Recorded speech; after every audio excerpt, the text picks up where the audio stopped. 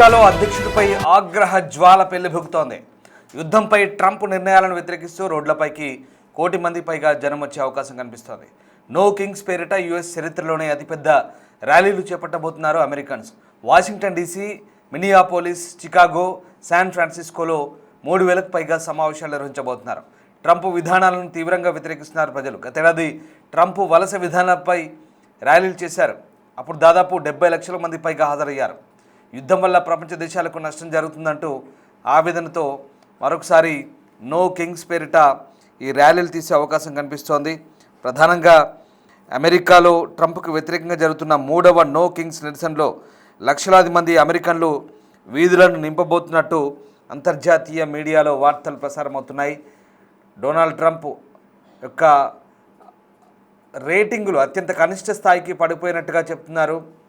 ఇక నవంబర్లో మధ్యంతర ఎన్నికలు సమీపిస్తున్న తరుణంలో ఆయనకు వ్యతిరేకంగా అమెరికా నగరాల వ్యాప్తంగా 3,000కు పైగా నిరసన ప్రదర్శనలు ప్రణాళిక చేయబడ్డట్టుగా వార్తలు అందుతున్నాయి.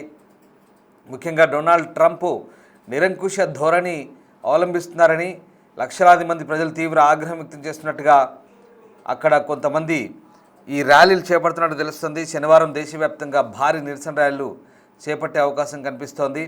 ప్రధానంగా నో కింగ్స్ పేరుతో ప్రజా ఉద్యమంలో భాగంగా ఏడాదిలోపు అమెరికన్లు విధుల్లోకి రావడం ఇది 3వసారి. ఇప్పుడు వారు ఆగ్రహించడానికి కొత్త విషయం దొరికింది. అదే ట్రంప్ ఇజ్రాయెల్తో కలిసి ప్రారంభించిన ఇరాన్ యుద్ధం.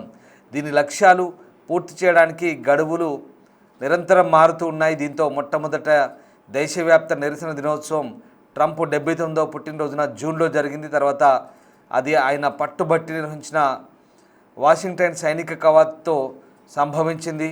దాని తర్వాత న్యూయార్క్ నుంచి శాన్ ఫ్రాన్సిస్కో వరకు మధ్యలో ఉన్న అనేక ప్రదేశాల నుంచి మిలియన్ల మంది ప్రజలు తరలివచ్చారు.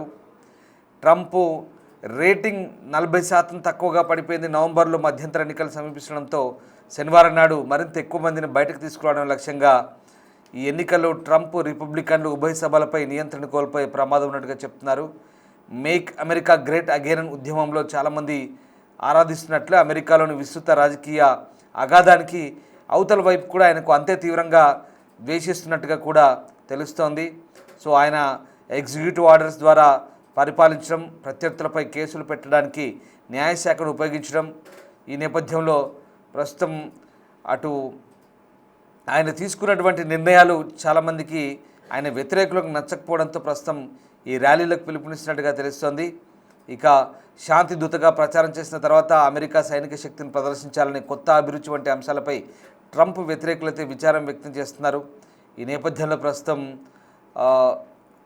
మినియాపోలిస్లో ఈ భారీ ర్యాలీకి ఇవాళ శ్రీకారం చుట్టబోతున్నారు. దేశవ్యాప్తంగా ఉన్న ప్రధాన నగరాలతో పాటు శివారు గ్రామీణ ప్రాంతాల్లో ఆర్కిటిక్ వలయానికి ఉన్నటువంటి ఆర్కిటిక్ వలయానికి పైన ఉన్న అలస్కాలోని కోట్చెబ్యూ పట్టణంలో కూడా దాదాపు 3,000 కంటే ఎక్కువ ర్యాలీలు ప్రణాళిక చేయబడ్డాయని, ఇది గత నిరసనతో పోలిస్తే ఎక్కువగా అంటూ నిరసనకారులు చెప్తున్నారు. సో మొత్తం మీద ట్రంప్ యొక్క హింసాత్మక వలసల అణచివేతపై జాతీయ చర్చకు కేంద్ర బిందువుగా మారిన కొన్ని నెలల తర్వాత మినసోటా తిరిగి వెలుగులోకి వచ్చి కేంద్ర బిందువుగా మారబోతోంది. సో మొత్తం మీద ట్రంప్ వలస విధానానికి వ్యతిరేకంగా గడ్డకట్టే చలిలో కూడా గతంలో ఫెడరల్ ఏజెంట్ల కాల్పులో మరణించిన అమెరికన్లైన రెసీ గోడ్ అలాగే అలెక్స్ ఫ్రెడ్జీల జ్ఞాపకార్థం 24 గంటల వ్యవధిలో ఒక గేయాన్ని పాడి అప్పట్లో ఒక రాక్ గాయకుడు బ్రూస్ స్ప్రింగ్సన్ బాగా వైరల్ అయ్యాడు. తర్వాత ఇప్పుడు తాజాగా శనివారం ర్యాలీ చేయాలనుకుంటున్న వారిలో 200 మంది పెద్ద నగరాల్లో నివసించేవారంటూ నిర్వాహకులు చెప్తున్నారు. అమెరికాలో పెద్ద నగరాలు తరచుగా డెమోక్రటిక్ పార్టీకి కంచుకోటలుగా ఉన్నాయి. గత నిరసనతో పోలిస్తే ఇవి గణనీయంగా ఉన్నాయని చెప్తున్నారు. ఈ నేపథ్యంలో ప్రస్తుతం ఇవాల్టి ర్యాలీకి ప్రధానంగా డెమోక్రాట్లే దీనికి వెన్నుదన్నుగా నిలుస్తున్నారంటూ ట్రంప్ ఆరోపిస్తున్నారు. రిపబ్లికన్లకు వ్యతిరేకంగా ఉన్నటువంటి డెమోక్రాట్లే ఈ ర్యాలీని ఎక్కువగా ప్రోత్సహిస్తూ వామపక్ష భావజాలం గల డెమోక్రాట్లే ప్రస్తుతం ఇలాంటి ర్యాలీలను చేస్తూ ప్రభుత్వానికి వ్యతిరేకంగా కుట్ర చేస్తున్నారంటూ ట్రంప్ ఆరోపిస్తున్నారు.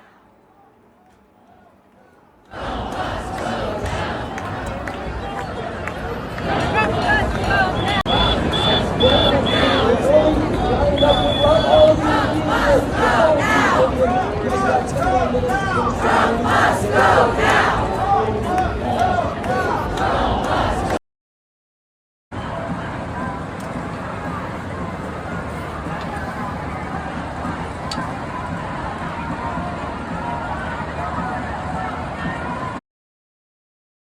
ఇక ఇవాళ తాజాగా అంటే శనివారం అమెరికాలో నిరంకుశ అధికార పోకడలు నిరసిస్తూ నో కింగ్స్ పరంపరలో మరో విడత ప్రదర్శన జరగబోతున్నాయి.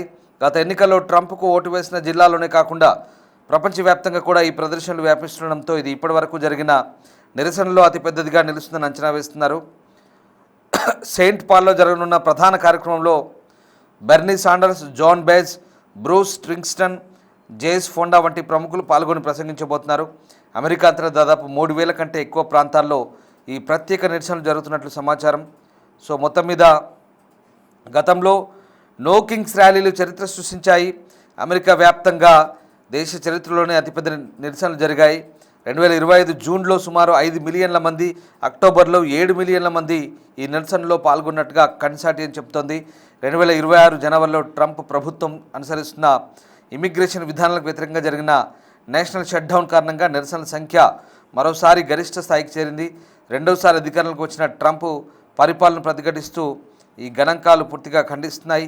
సో మొత్తం మీద అమెరికా అధ్యక్షుడు ట్రంప్ పరిపాలనపై ప్రజల్లో వ్యతిరేకత వ్యక్తమవుతున్నట్టుగా హార్వర్డ్ యూనివర్సిటీ క్రౌడ్ కంటింగ్ కన్సార్టియం విడుదల చేసిన డేటా ప్రకారం ట్రంప్ మద్దతుదారులు నిర్వహించే ర్యాలీల కంటే ఆయనకు వ్యతిరేకంగా జరుగుతున్న నిరసనలు కూడా ఎక్కువేనని మనకు అర్థమవుతుంది. సో ఇవాళ ప్రధానంగా ఇమిగ్రేషన్ పాలసీలకు సంబంధించి ఇప్పటికే గతంలో జరిగిన నో కింగ్స్ ర్యాలీస్ ఏవైతే ఉన్నాయో దానికి తోడు ఇప్పుడు తాజాగా యుద్ధం కూడా ఇదో కారణంగా మారచ్చు. సో ట్రంప్ అనుసరిస్తున్న విధానాలకు అంటే నో కింగ్స్ ర్యాలీలు అంటే రాజుల లాంటి పరిపాలన వద్దంటూ గతంలో ఇమిగ్రేషన్ పాలసీ అక్రమంగా ఎవరైతే చొరబాటుదారు ఉన్నారో, వలసదారులు ఉన్నారో వాళ్ళకి వ్యతిరేకంగా ట్రంప్ కొన్ని నిర్ణయాలు తీసుకున్నారు. ఇక్కడ వెరీ క్లియర్, నో కింగ్స్ ర్యాలీలు అమెరికాలో ఏదో అవుతుందని పెద్దగా ఊహించడం కారణం ఏం లేదు. ఇక్కడ ప్రభుత్వానికి వ్యతిరేకంగా ఇప్పుడు ఇతను రిపబ్లికన్ ట్రంప్, అతనికి వ్యతిరేకంగా డెమోక్రాట్లు ఉంటారు. ట్రంప్ తీసుకున్న నిర్ణయాలు వాళ్ళకి నచ్చట్లేదు. పెద్ద ఎత్తున జనాన్ని సమీకరిస్తూ నిరసన కార్యక్రమాలు చేపడుతున్నారు. వలస విధానాలు వాళ్ళకి నచ్చట్లేదు ట్రంప్ తీసుకున్న నిర్ణయాలు. వలసదారులు ఎవరెవరో వచ్చి చాలామంది అడ్డగోలుగా అక్కడ ఉంటున్నారు, వాళ్ళందరినీ బయటకు తరిమేస్తానంటూ ట్రంప్ చెప్తున్నారు. కానీ దాన్ని డెమోక్రాట్లు వ్యతిరేకిస్తున్నారు. ఎన్నో ఏళ్ళ నుంచి ఇక్కడ ఉంటున్నారు, వాళ్ళందరినీ ఎందుకు తరిమేస్తున్నారంటూ ఆయన చెప్తున్నారు. కానీ ఈయన అమెరికా ఫస్ట్ అంటున్నాడు. సో అది వీళ్ళకి నచ్చట్లేదు. ఇమిగ్రేషన్ పాలసీస్ ఆయన తీసుకున్న నిర్ణయాలు డెమోక్రాట్లకు నచ్చట్లేదు. ఇక్కడ వామపక్ష భావజాలం, లెఫ్టిస్ట్ మైండ్ ఐడియాలజీ ఉన్నటువంటి డెమోక్రాటిక్ వాళ్ళంతా కూడా ట్రంప్ను వ్యతిరేకిస్తున్నారు. కాబట్టి మళ్ళీ ఇప్పుడు యుద్ధం కూడా వాళ్ళకు ఈ అమెరికా చేసిన యుద్ధం వాళ్ళకు నచ్చట్లేదని ఇదో కారణంగా చెప్తూ ఈసారి మళ్ళీ పెద్ద ఎత్తున నిరసన చేపట్టేందుకు సిద్ధమవుతున్నారు.